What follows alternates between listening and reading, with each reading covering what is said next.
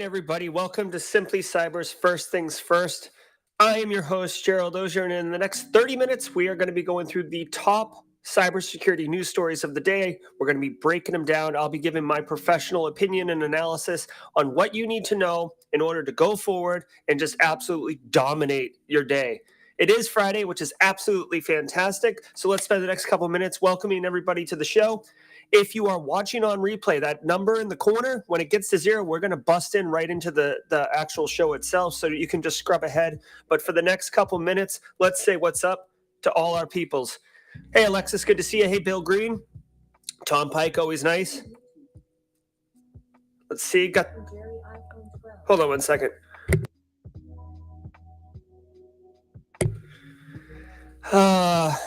Ms. Julian, I have a digital assistant device that has a similar name that just started flipping out over here, so I got to be careful with that. Hey, Brian, good to see you. Jenny, BSEC. Oh, geez, yeah. I don't know. I've been forewarned by Josh that that I could get spicy today. I don't know. I don't know what to expect here. Mubarez, good to see you. Chinnery, Kimberly, very good to see you. Hope you're well. Good morning, Cybersecurity Central. Guys, cheers. Cheers. Got the old, I mean, it's just a coincidence that I've got a military mug. Here we go. I did a talk for the Electronic Warfare Squadron last year, and they gave me this mug as a gift. So very on brand for increased tensions globally here. Hey, Anthony. Yeah, make sure Carl's not in your ranks today. Thank you, Kimberly. Yeah, very, very, very nice. Colonel McGuire over there at the 36th Bomb Squadron. I want to say it was the Electronic Warfare Group. Oh, Josh knows it. Yeah, down in Pensacola. Spicy. Hey, Arian, good to see you. Good morning, Neelam Bari. I appreciate you being here. Thomas Bishop, good to see you. Patrick, double down and on the coffee. Hold on, my audio sounds gross, bro. Can we can we get like a bit more, functional on the feedback? Okay, so let's see.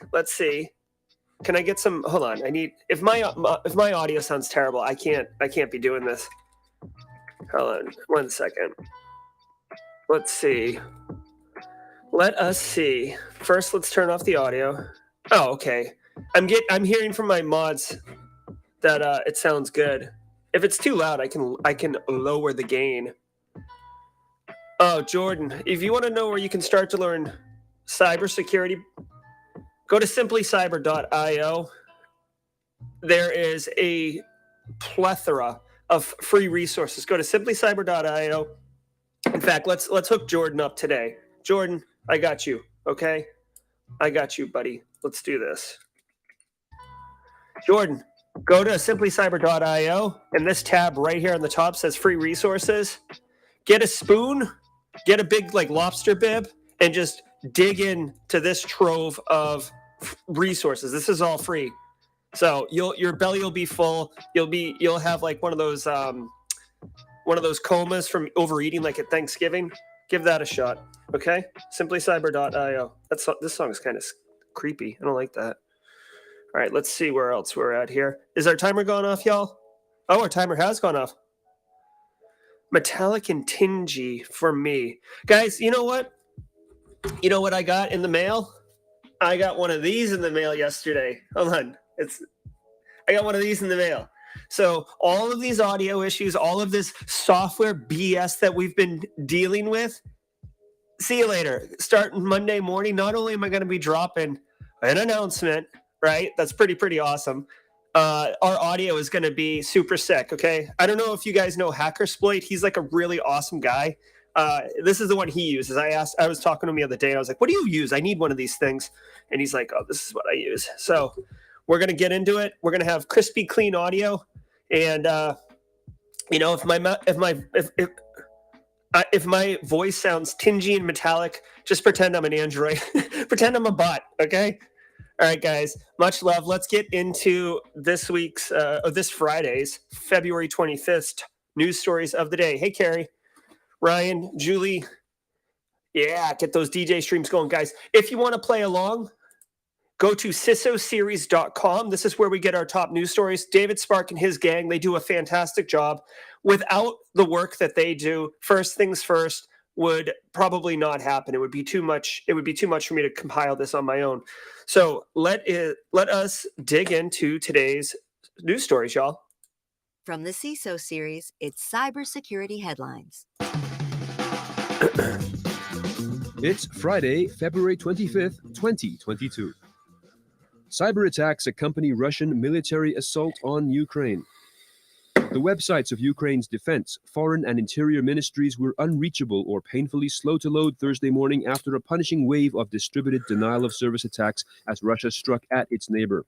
In addition to DDoS attacks on Wednesday, cybersecurity researchers said unidentified attackers had infected hundreds of computers with destructive malware, some in neighboring Latvia and Lithuania.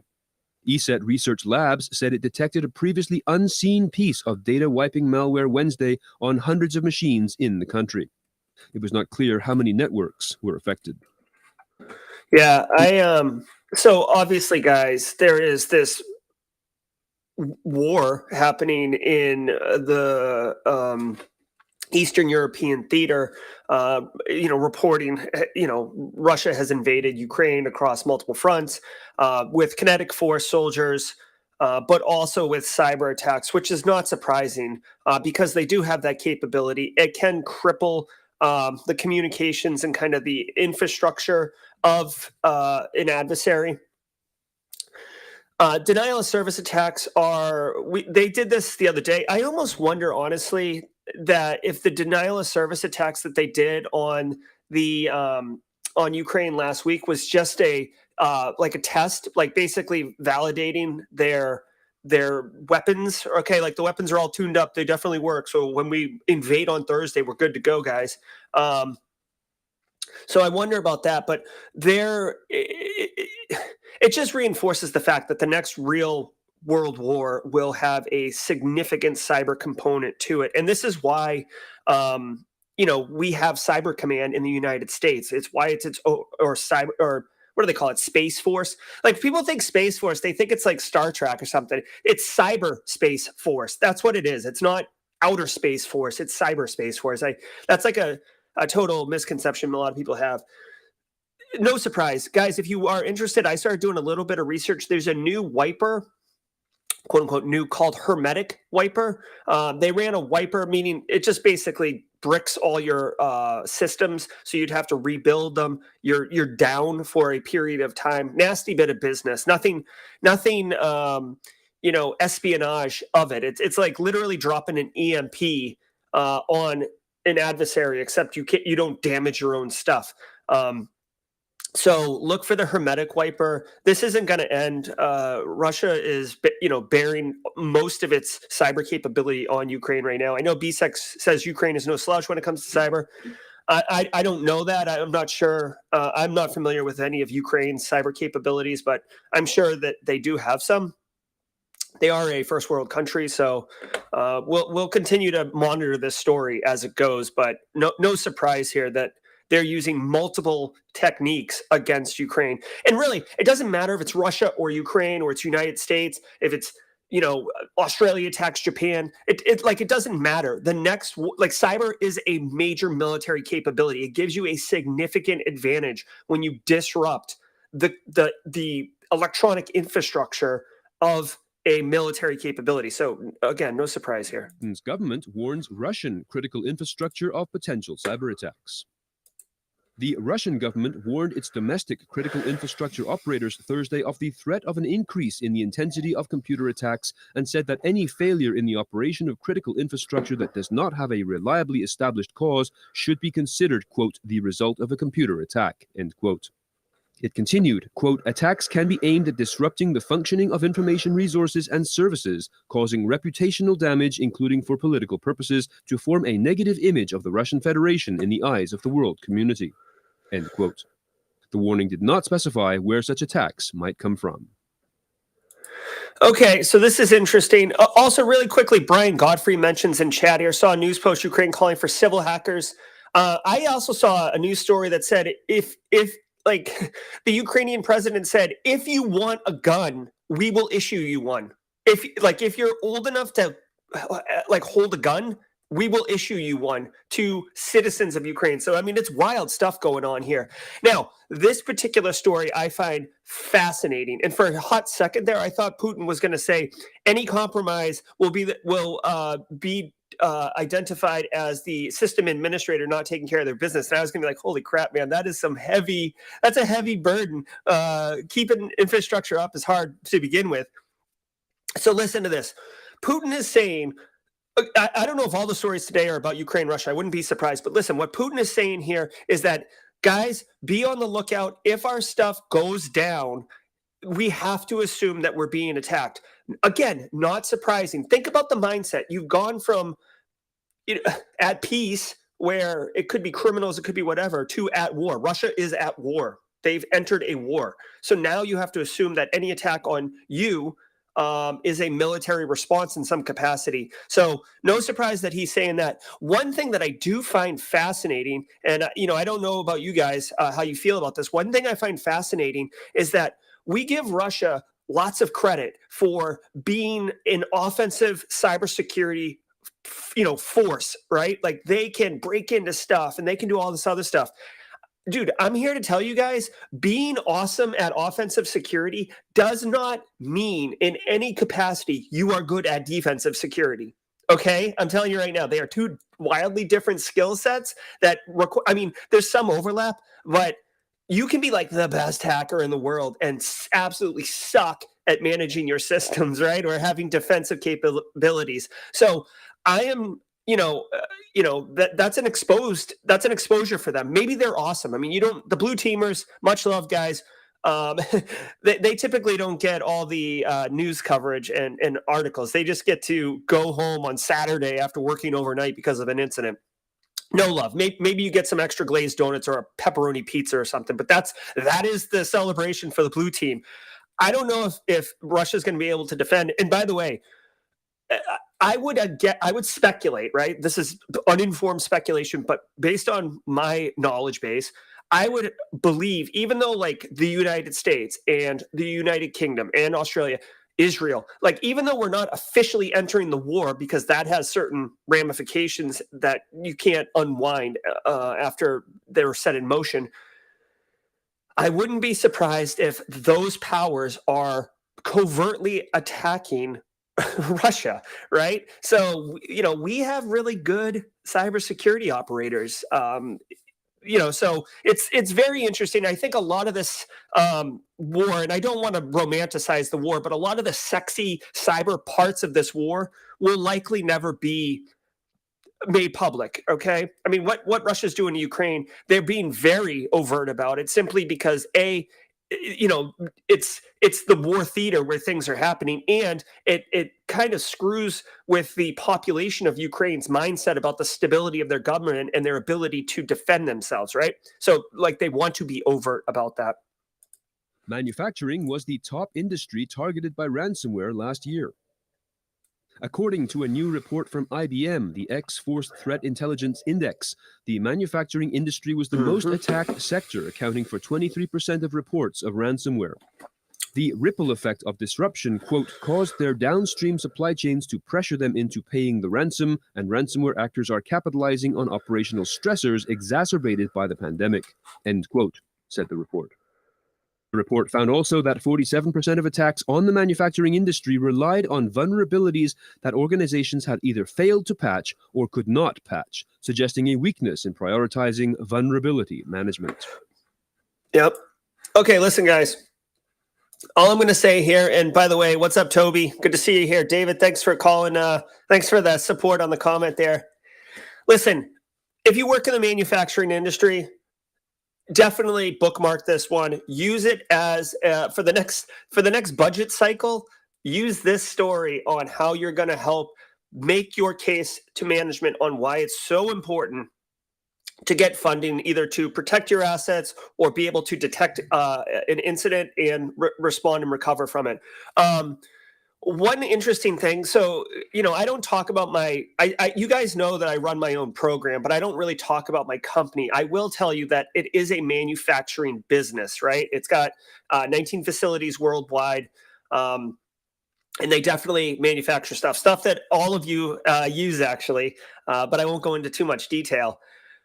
After I set up the access control stuff with multi-factor and then the SecOps capability, right, the blue team incident response stuff, the very next thing I did was stand up vulnerability management, because it is not sexy in any capacity, but it is absolutely critical to have visibility over how many end-of-life systems you have on your network, how many critical vulnerabilities you have on your network. What is the trend data? Like, are we getting better at closing these vulnerabilities, or are we getting worse? Is our exposure going up or going down? Like, where are the pain points? What sites? What systems? How many Windows XP machines do we have here? And why is it not going down month over month, right? Once you have the data, right? That's the first step of standing up vulnerability management. You have to get visibility and data to then be able to make, get insights and make informed decisions on what the problem is. But all that's a long way to say, if you work in manufacturing, this is an absolute definite bookmark. Also, as a quick aside, IBM X-Force, excellent threat research group. So definitely check them out. IBM X-Force, not to be confused with Marvel X-Force, the offshoot team from the late 90s or early 90s that spawn off from the X-Men. Okay, I digress. US and UK expose new malware used by Muddy Water hackers. Oh, these guys. New malware is being deployed by the Iranian-backed Muddy Water hacking group in attacks targeting critical infrastructure worldwide. This was revealed yesterday in a joint advisory issued by CISA, the FBI, the NSA, US Cyber Command's Cyber National Mission Force, and the UK's National Cybersecurity Centre. Muddy Water is, quote, targeting a range of government and private sector organizations across sectors, including telecommunications, defense, local government, and oil and natural gas in Asia, Africa, Europe, and North America, end quote. They are using multiple malware strains to deploy second-stage malware on compromised systems for backdoor access to maintain persistence and for data exfiltration. Okay, a couple things here. This Muddy Water group they're getting a lot of pub, so they must be much more active than normal. Again, Jen Easterly, director over at CISA, brilliant. Just, you guys know, I need to get like a I'm with Jen mug or t-shirt. She points out here, we're laser focused on Russia, very obviously, but let's not lose sight of the other threat actors. Muddy Waters, this Iranian-based APT group, they're very active. It looks like Mandiant released some research here that you can go look at in order to understand. You guys, I think what I would do here is get a little familiar with Muddy Waters. Look at what their TTPs are, their tools, techniques, and processes. It looks like they're using Telegram to send out stuff. Maybe you can see network traffic going out your network to Telegram. That doesn't mean it's malicious traffic, right? Users can be using Telegram on their endpoints and stuff like that. But start building kind of that profile. Maybe, I don't know, you could go, if you got the cycles, right? Not all of us have cycles. You could go to MITRE ATT&CK framework, pull down APT10, which is what I think their APT number is, whatever it is, the Muddy Waters one, and pull down from MITRE ATT&CK what their TTPs are, where in the taxonomy of MITRE ATT&CK are they working, and then run a tool like Atomic Red Team's, Red Canary's Atomic Red Team, or run a tool like a paid tool like Simulates a platform, which I've used personally, and I've had it on stream before. I like that tool.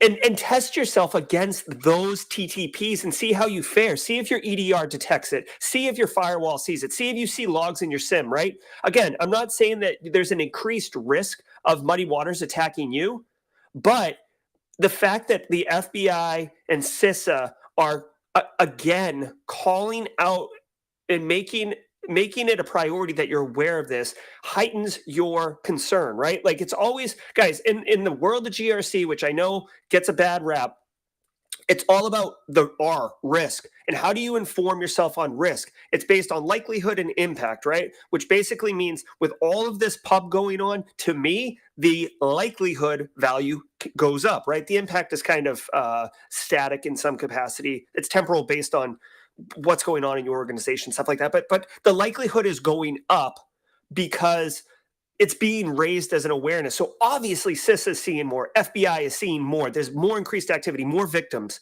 So to protect yourself, that's how I would do it, okay? Minor attack, look for muddy waters, pull down the TTPs, test your defenses and your recovery processes, and then pour yourself a tall beer because it's going to be 5 o'clock on Friday. And you know what I mean? You earned it. And now a word from our factors hit by stealthy SOC Detour Windows backdoor. A new custom malware dubbed SOC Detour found on systems belonging to U.S. defense contractors has been used as a backup backdoor to maintain access to compromised networks. The malicious payload was spotted by Unit 42 security researchers who believe that its operators kept the backdoor under the radar for a long time, as it has been used in the wild since at least July 2019. SOC Detour's stealthiness can be explained by the fact that it, quote, operates filelessly and socketlessly, end quote, on infected Windows servers by hacking network connections, making it a lot harder to detect at the host and network levels. The connection hijacking is done using the legitimate Microsoft Detours library package used for Windows API call monitoring and instrumentation. Cyber. All right, hold on one second. There's a lot going on here. I just want to look at this. I just want to look at this workflow really quick, guys. All right. Okay, interesting. So, wow. Okay, so this is pretty clever. Threat actors are using a backup a backup backdoor service on exploited machines. A lot going on here. Very first thing I want to point out is this is research from Unit 42. That I'm like 99.9% sure is Palo Alto's research group. All of these like big name like Cisco, Microsoft, Palo Alto, they all have like IBM, the X-Force group, right? Google, Project Zero. Unit 42 is top tier security researchers. That's what they do. They have tons of telemetry and they pull malware, they reverse it, they look at stuff, and then they write reports like this. And so if you guys want, go check out Unit 42. They do fantastic work. I'm a huge fan of what they do. So when I see research that comes out of their office, I stop and I ingest it because it's legit, okay? Now, back to this thing. Couple interesting things. One, I think it's funny. Like I almost feel like Bloomberg. Like so, it looks like the attackers possibly also using that QNAP vulnerability that we've talked about in the past. Please don't have your NAS attached to the internet. In an insecure configuration, but basically exploiting the same thing, but instead of ransomwaring it, they get in the box and then they set up second stage exploitation with a backdoor. Now, what's really cool is that they're setting up a backup backdoor. So, guys, here's another like pro tip or whatever. A lot of blue teamers. Like if you find a compromise and you clean the machine, yeah, if you re-image the machine, you're probably okay. But like when you find a compromise, you don't just like treat the symptoms. You should identify what the root cause was and look for exposure and look for other compromises similar, right? Because sometimes things like this happen. Things like this where you found the backdoor, you see the beaconing C2 traffic, you close the backdoor or whatever, and then they still have a backup backdoor. So it sucks because oftentimes it's difficult to prove a negative, right? Like you don't know that there's a second backdoor and you can't look forever for a second backdoor. But this can happen. Also, you can see they're living off the land by using that SOC Detour, which is a legit Microsoft service. So very, very clever bit of malware, if you will, and functionality. So again, check out Unit 42, U.S. defense contractor. I don't know if a CMMC or 800-171 compliant system would not also fall victim to this particular attack. It's really a question about how was the initial infection? How did that occur, right? Because it's not like they just like sent them a message with a malware backdoor. I guess the QNAP NAS vulnerability is how they got in. Anyways, whatever. Interesting. No surprise that they're attacking U.S. defense contractors, by the way, especially if we're hot on the heels of possibly entering a world war. That would be good to get into their systems. Just saying. Hackers leverage DocuSign to steal Microsoft Outlook logins. a sophisticated phishing campaign directed at, quote, a major publicly traded integrated payments solution company located in North America, end quote, made use of DocuSign and a compromised third party's email domain to skate past email security measures with the goal of stealing Microsoft login credentials. This according to researchers at Armor Blocks. Around 550 members of the targeted company received the same email in their inboxes, which was a request for a signature on a revised contract. The phishing emails successfully evaded traditional email security measures, in part because they came from a domain belonging to Term Brokers Insurance. The report noted that a quick scan of the domain address would not have alerted the end user of fraudulent activity because of the domain's validity. U.S. Yeah, so this is a clever bit of, guys, phishing emails and stealing credentials is a pretty standard bit of attack, if you will. It's very common. It's easy for the threat actors to get emails sent out, and it's really a trick around getting past email security. What they've done here is quite clever, right? They compromise an actual valid domain, right? So they get, they can send email from Jerry at simplycyber.io or whatever, and thanks for the sub. And then, it'll get past some of the filtering because the domain looks legit. It wasn't registered in the last hour, right? It isn't some, long, makes no sense domain name. It's a legit domain. Now they're using DocuSign, guys. It's 2022. We get a lot of documents in the mail, in the email, asking you to sign and stuff like that. So this is tricky because this is proven. What I would encourage people to do is educate your end users. This is actually a great opportunity. I will probably do this for my end user community because people know DocuSign. There is trust that you have with the brand DocuSign and the workflow. So clicking on it, it makes sense. I will bundle this up and send a blast out to my end user community and say, hey guys, if you get a DocuSign, just question who it's coming from and why you're receiving it. If you're not expecting it, chances are you don't need to sign it, right? And just remember, like if you don't sign it, whoever wants you to sign it is going to call you or send another message and be like, brah, can you please sign the documents? We can't move forward without it. And that'll give you a little bit more validity.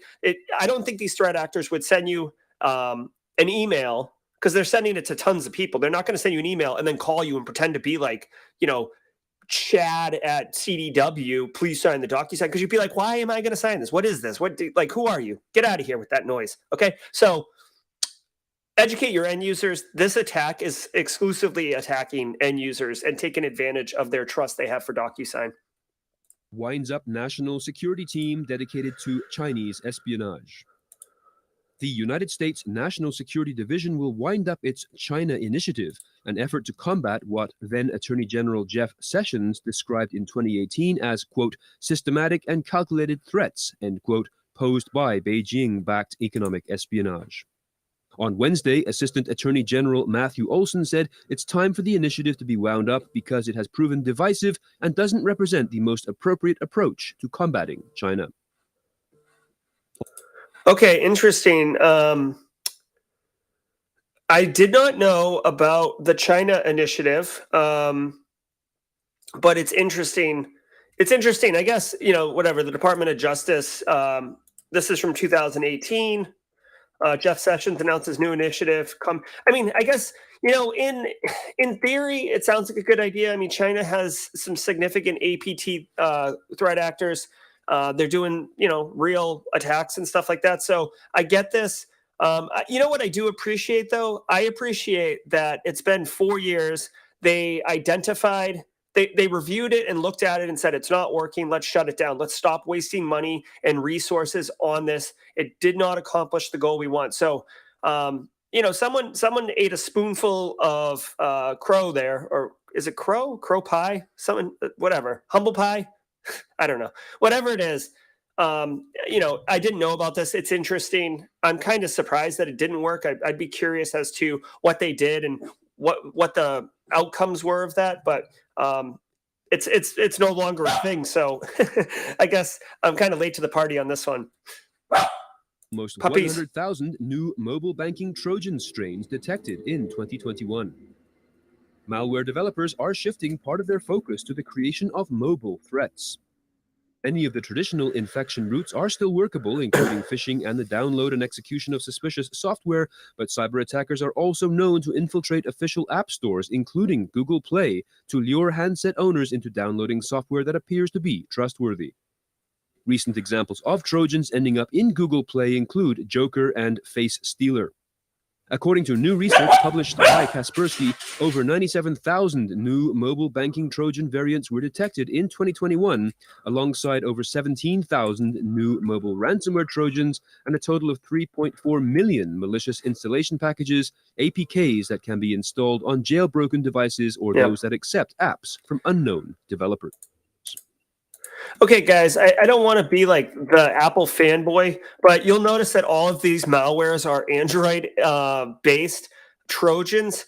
I guess what I would just take a couple things here. At the macro level, obviously, threat actors are developing code for mobile Trojans. And a Trojan, just really quick, hey, Brent. Hey, Brent Gurry. Good to see you, man. Hey, if you guys don't know what a Trojan is, it's basically an app or software that does something legit like QR code scanner, or it adds like funny, it makes your face pretty or whatever, like, these type of things. It adds an emoji keyboard to your phone. It literally does what it says it does.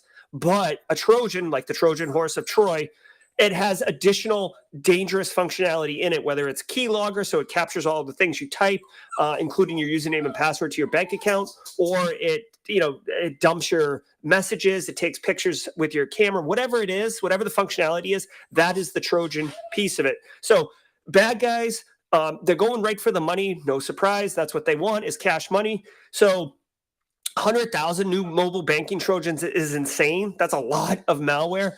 Be aware.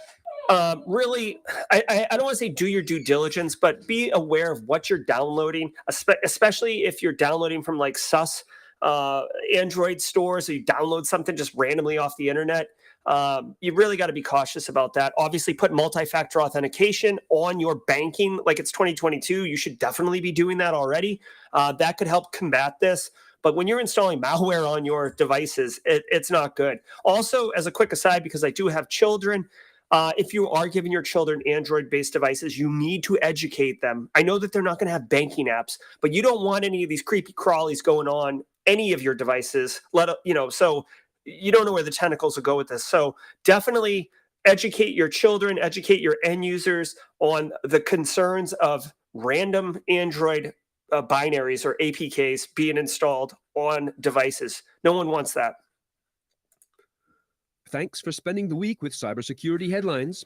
Yes, and thanks for spending the week with Simply Cyber's First Things First. Guys, we are a little over 8:30, so I do want to thank everybody. We had a great week, great stream last night with Zach Hill. Many of you were there. Hopefully you enjoyed it. It was all about branding. You can watch it back on the replay if you want, guys. It's Friday at 8:30, so I don't know if you know this, but right now, Neil Bridges is over there on Tea with a Hacker.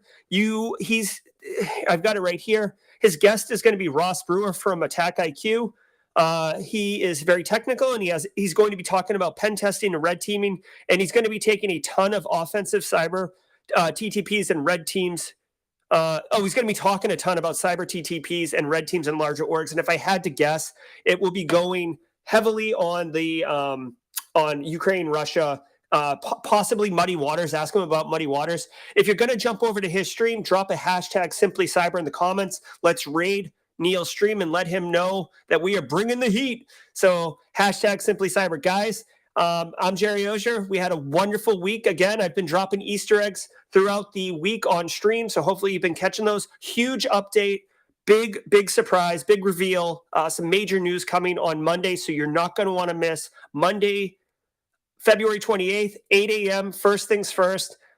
Other than that, have a great weekend. Be good, rest, relax, and recharge. See you over on Cyber and Security.